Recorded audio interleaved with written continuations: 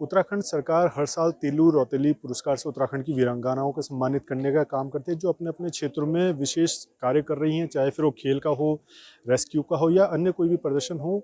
उसमें बेहतर करने वालों को हर साल तीलू रौतेली पुरस्कार से सम्मानित किया जाता है। आज की अगर बात देखी जाए तो 2023 के पुरस्कारों से यहाँ पर 13 महिलाओं को सम्मानित किया गया है, जिसमें अलग अलग क्षेत्रों से उनका चयन हुआ है, अलग अलग जनपदों की हैं। और एक महिला हमारे साथ ऐसी भी हैं जो उत्तरकाशी जनपद से चयनित होकर आई हैं, उनको यहाँ पर सम्मानित करने का काम किया गया है।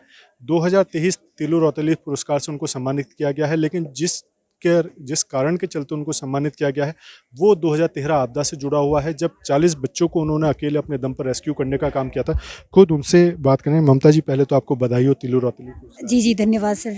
मैम, आपसे जानना चाहेंगे 2013 का पूरा ये प्रकरण था जिसके चलते आपको सम्मानित किया। 2023 10 साल हो चुके हैं, तो क्या पूरा वो वाकया था और 10 साल का गैप ये किस तरह से दिया? पहले तो मैं बहुत बहुत धन्यवाद करती हूँ आप सभी का कि आप क्योंकि मेरे साथ कोई नहीं रहा है, चाहे सरकार रही चाहे कोई मीडिया, मेरे से मतलब एक भाई का जैसा नाता रहा। उन्होंने मेरे को सोशल मीडिया पे वायरल करा, क्योंकि मेरे घर से कोई राजनीति वाला नहीं है, कोई सरकारी नौकरी वाला नहीं, और जिन्होंने मतलब आप ये लगा लो कि 2013 का काम आज सराहा गया, उसके जो पुण्य के भागीदार हैं, वाकई में जो हकदार हैं वो हैं गौरी जोशी और साधना जोशी और आसिता डोभाल। उन्होंने ही ज़बरदस्ती मेरा फॉर्म डाला। मैंने कहा मुझे नहीं चाहिए, जब इतने सालों में नहीं हुआ, जब हमने सोचा भी था, पर अब मैंने कहा अब तो चीज़ें भूल ही गई हैं, 10 साल हो गए, बहुत टाइम होता है। पर फाइनली उत्तराखंड सरकार ने ये सोचा हमारे लिए, उसके लिए बहुत बहुत धन्यवाद।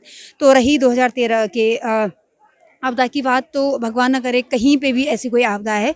जैसे उस समय मुश्किल की घड़ी उत्तरकाशी में जब हम दयारा ट्रैक के लिए निकले थे, तो 40 बच्चे मेरे पास थे जो कि अलग अलग स्टेट से थे, चाहे मुंबई, दिल्ली, अलग अलग, क्योंकि उत्तराखंड को देवभूमि का दर्जा कहा जाता है और कहा जाता है कि अतिथि देवो भव। तो मेरे लिए सबसे पहले था अतिथि देवो भव, क्योंकि वो मेरे लिए भगवान के रूप में थे और मैं अपनी तरफ से कोई भी भूल चूक नहीं करना चाहती थी। उनको सेफली उनके घर तक पहुँचाना था, और ये मिशन कम से कम 6-7 दिन का था, जिसमें हमें खाने की भी दिक्कत हुई, पानी की दिक्कत हुई, क्योंकि बरसात में गंदा पानी था।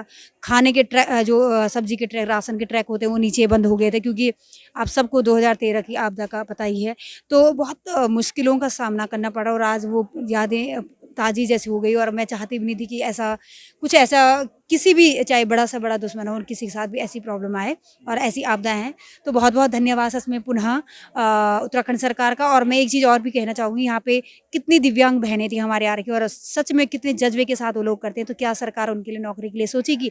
अगर नहीं सोचती है तो हमारी जो आने वाली पीढ़ी है वो नहीं करेंगी। वो इसलिए नहीं करेंगी कि इतना स्ट्रगल करने के बाद क्या है, जब हमें नौकरी नहीं मिलनी है, तो कम से कम जो जिस फील्ड का है उस फील्ड में उनको सरकार सोचे उनको नौकरी देने के लिए। जी, इसमें ममता जी 10 साल का पूरा वाकया हो चुका है, क्या लगता है कितना बदलाव हुआ है उन चीज़ों में 2013 की आपदा के बाद से अब 2023 में? चलिए, सम्मान तो एक अलग इशू है, बदलाव कितना देखती हैं इन चीज़ों में कि आप लोगों ने इतना बड़ा काम किया? वहाँ की स्थिति क्या है मौजूदा अभी? अ, अभी स्थिति बहुत काफ़ी सुधर गई है, ज़्यादा तो नहीं है, क्योंकि उत्तराखंड पता नहीं किसको नज़र लग गई अब वहाँ समय-समय पे, मतलब जैसे लैंडस्लाइड हो गया, भूकंप हो गया, हमारी मतलब कहीं न कहीं मतलब दुःख भरी स्टोरी सुनने को मिलती हैं। जैसे चाहे वो एवरेस्ट विजेता हमारी छोटी बहन सविता कंसवाल थी, वो हमारे बीच की थी और हमारे साथ की थी, और वो प्राकृतिक आपदाएँ हैं, हम उनके साथ कुछ नहीं कर सकते। ऐसी देवभूमि को शायद नज़र लगी, और अच्छे-अच्छे हमारी जो वीरांगनाएँ थी वो विलुप्त हो रही हैं, मतलब आपदा की चपेट में आ रही हैं। तो ये दुखद है हमारे लिए, और खुशी का ये है कि अब उतना तो नहीं सुनाई देता है। बहुत कुछ बदलाव अब हो रहा है, धीरे-धीरे, एकदम से तो नहीं हो पाएगा, पर धीरे-धीरे हो रहा है। Thank you. तो ये थी ममता जी जो उत्तरकाशी से चयनित हुई थी और सीधे तौर पर तीलू रौतेली पुरस्कार को लेकर राजधानी देहरादून में ये पहुंची थी।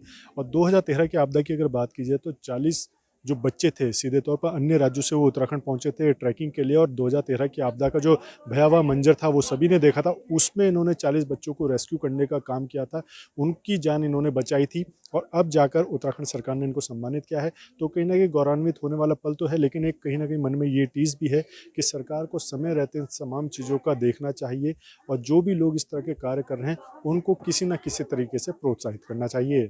अपने सहयोगी रुपेश नेगी के साथ अजीत काम्बोज, देहरादून।